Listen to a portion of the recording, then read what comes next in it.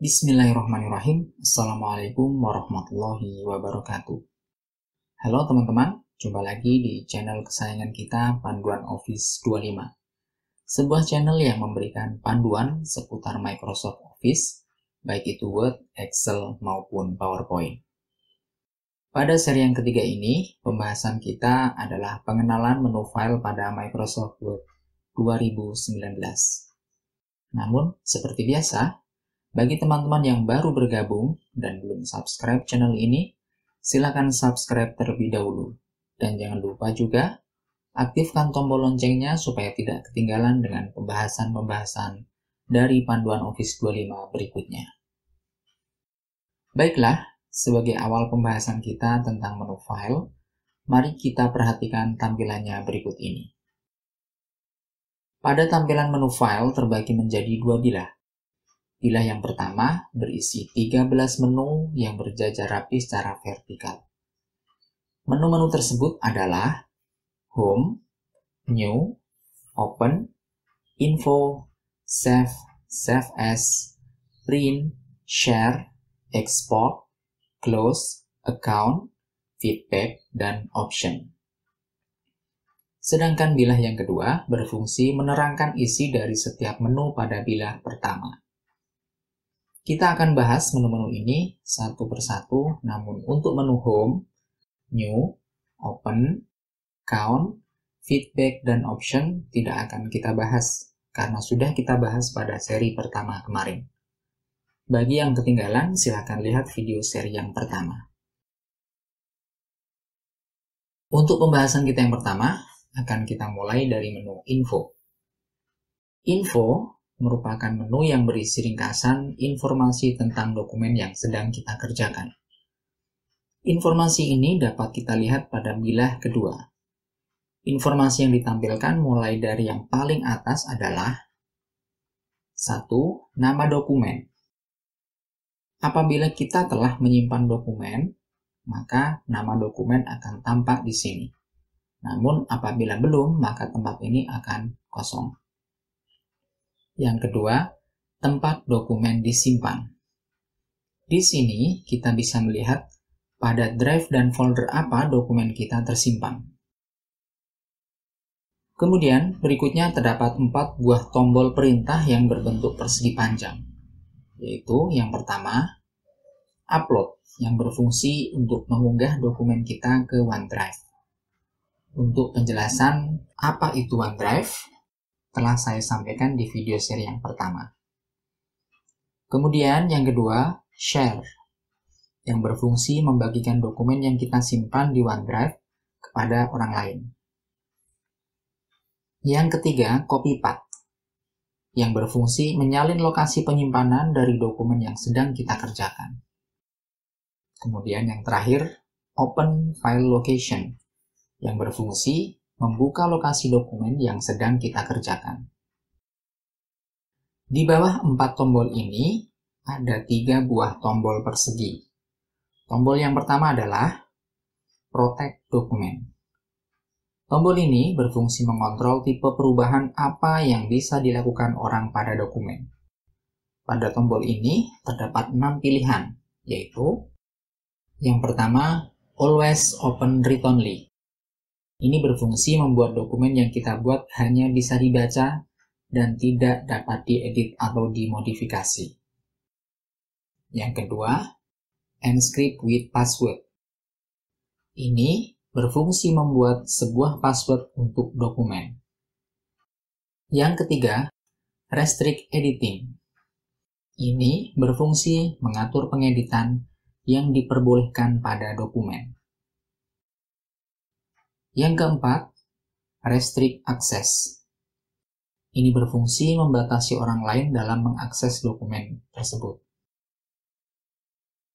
Berikutnya, Add a Digital Signature.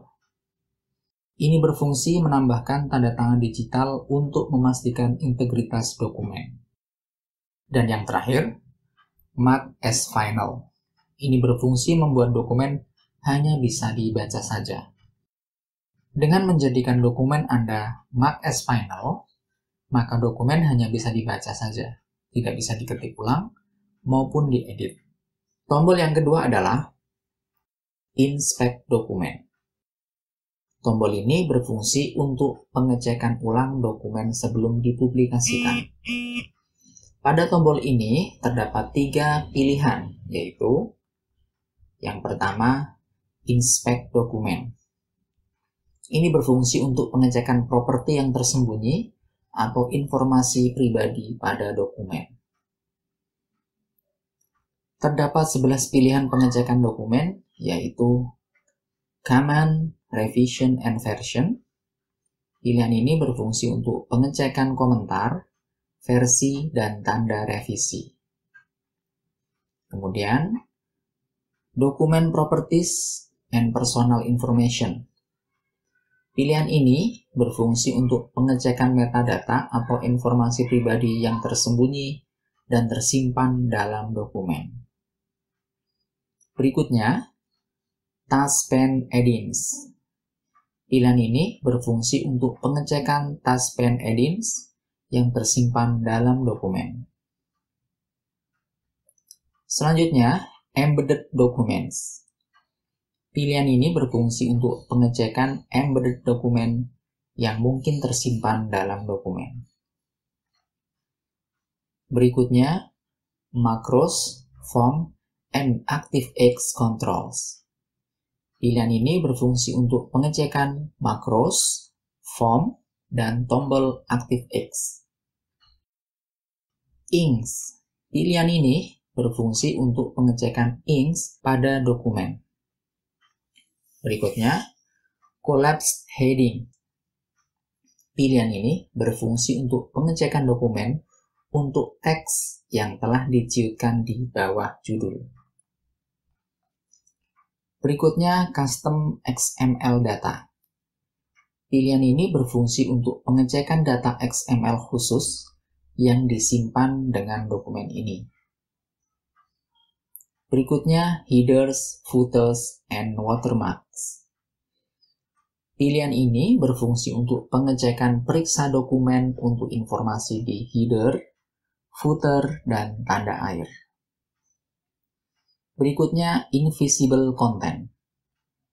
Pilihan ini berfungsi untuk pengecekan memeriksa dokumen untuk objek yang tidak terlihat karena telah diformat sebagai tidak terlihat. Ini tidak termasuk benda yang tertutup benda lain. Yang terakhir, Hidden Text. Pilihan ini berfungsi untuk pengecekan dokumen untuk teks yang telah diformat sebagai tersembunyi. Pilihan berikutnya, Check Accessibility. Ini berfungsi untuk pengecekan isi dokumen yang mungkin sulit dibaca oleh penyandang disabilitas. Berikutnya, Check Compatibility. Ini berfungsi untuk pengecekan fitur yang tidak didukung oleh Microsoft Word versi sebelumnya. Tombol yang ketiga adalah Manage Document. Tombol ini berfungsi untuk membuat pengaturan pada dokumen. Pada tombol ini hanya terdapat satu pilihan saja, yaitu Recover Unsaved Document. Ini berfungsi untuk memulihkan dokumen yang belum disimpan. Kemudian, jika kita lihat di sebelah kanan, di sana terdapat deretan informasi vertikal tentang dokumen yang sedang kita kerjakan. Informasi tersebut adalah Properties, Related Date, kemudian Related People, dan Related Documents. Dalam informasi Properties berisikan 1. Size atau ukuran file, page atau jumlah halaman, words atau jumlah kata, total editing time atau lamanya pengeditan, kemudian title atau judul, tags atau tag, dan yang terakhir comment atau komentar. Berikutnya, dalam informasi related date berisikan 1. Last modified atau terakhir kali diedit, kemudian created atau tanggal serta waktu pembuatan, Dan yang ketiga, last print atau terakhir kali dicetak. Di bawahnya, dalam informasi related people berisikan 1. Author atau pencipta. 2. Last modified by atau diedit terakhir oleh siapa. Dalam informasi related documents berisikan 1. Open file location atau membuka tempat file dokumen diletakkan. Baiklah, lanjut ke menu berikutnya yaitu Save. Save adalah sebuah perintah yang berfungsi untuk menyimpan dokumen. Kemudian di bawahnya adalah Save As. Save As adalah sebuah perintah yang berfungsi untuk menyimpan dokumen dengan nama, lokasi, atau format yang baru. Ada 5 pilihan tempat penyimpanan, yaitu Recent, OneDrive, This PC, At a Place, dan Browse. Untuk penjelasan dari masing-masing tempat penyimpanan ini telah kita bahas pada video seri yang pertama. Menu selanjutnya setelah Save As adalah Print. Menu ini berfungsi mencetak dokumen. Pada bilah 2, di menu ini menampilkan tombol Print, Copies, Printer, dan Setting. Oke, kita bahas fungsi dari masing-masing perintah tersebut. Yang pertama, tombol Print berfungsi memberikan perintah untuk mencetak. Yang kedua, Copies yang berfungsi menentukan jumlah yang ingin kita cetak. Yang ketiga, Printer berfungsi menentukan mesin printer mana yang akan digunakan untuk mencetak. Kita juga dapat men-setting printer melalui Printer Properties. Yang keempat, Setting berfungsi membuat pengaturan untuk pencetakan dokumen. Pada setting terdapat 8 pilihan, yaitu yang pertama, bagian dokumen mana yang ingin kita cetak, apa yang akan kita cetak dokumen, atau informasi dari dokumen tersebut. Jika kita ingin mencetak dokumen, maka ada 4 pilihan yang dapat kita gunakan, yaitu Print All Page, atau mencetak semua yang ada pada halaman dokumen, Print Selection, atau mencetak halaman yang dipilih saja, Print Current Page, atau mencetak halaman yang sedang kita edit saja, atau yang terakhir, Custom Print, mencetak halaman tertentu. Untuk pilihan ini, kita harus menuliskan halaman yang kita pilih pada kolom page yang berada di bawahnya. Kemudian, jika kita ingin mencetak informasi pada dokumen tersebut, maka kita diberikan 5 pilihan, yaitu Dokumen Info, atau mencetak properti dokumen seperti judul, pencipta, dan nama file, atau List of Markup, mencetak komentar atau pesan pada sebuah kata atau kalimat, atau Styles, mencetak daftar style yang digunakan pada dokumen tersebut, atau Auto Tag Entries, mencetak daftar item yang ada pada auto text galeri kita, atau yang terakhir, Key Assignment, mencetak daftar tombol pintasan khusus saja. Terakhir ada 3 pilihan tambahan lagi, yaitu Print Markup, mencetak komentar atau pesan pada sebuah kata atau kalimat, atau Only Print Out Page, mencetak halaman ganjil saja, dan Only Print Even Page, mencetak halaman genap saja. Kemudian, yang kedua, sisi media cetak mana yang ingin kita gunakan. Jika kita ingin mencetak satu sisi kertas saja, maka kita cukup menggunakan Print One Sides. Atau jika ingin mencetak pada 2 sisi kertas atau bolak-balik, maka pilihannya adalah Manually Print on Both Sides. Untuk pilihan ini, kita harus memasukkan ulang kertas yang sudah tercetak ke dalam mesin printer. Kemudian, berikutnya, mencetak secara berurutan atau tidak berurutan. Collated adalah pilihan untuk mencetak dokumen secara berurutan. Sedangkan kebalikannya adalah uncollated. Berikutnya, orientation, bentuk kertas. Ketika dicetak, apakah potret, berdiri, atau landscape, membujur. Berikutnya, ukuran kertas. Ukuran kertas apa yang kita gunakan? Apakah A4, F4, atau yang lainnya? Jika ukuran kertas tidak tersedia, maka kita bisa menggunakan more paper size untuk membuat ukuran tertentu. Berikutnya, margin. Margin adalah batas tepi dokumen. Di sini terdapat 6 pengaturan yang disediakan, yaitu last custom setting atau settingan terakhir, normal, narrow, moderate, wide, dan mirror. Bila pilihan yang tersedia tidak sesuai, kita bisa membuat pengaturan sendiri melalui custom margins. Bila teman-teman ingin mencetak seluruh halaman dalam selembar kertas, maka di bagian terakhir ini kita bisa mengaturnya.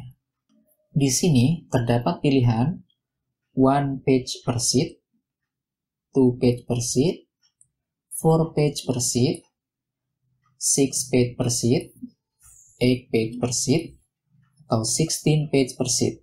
Dan terakhir adalah scale to paper size atau menyesuaikan ukuran kertas. Lanjut ke menu berikutnya yaitu share. Menu ini berfungsi membagikan dokumen. Pada bilah 2 di menu ini terdapat 3 pilihan yaitu share with people, email, present online, dan post to blog. Oke, kita bahas fungsi masing-masing. 1. Share with people. Berfungsi membagikan dokumen dengan orang lain secara online. Untuk dapat menggunakan fasilitas ini, kita harus menyimpan dokumen kita di OneDrive terlebih dahulu. Yang kedua, email, yang berfungsi membagikan dokumen via email.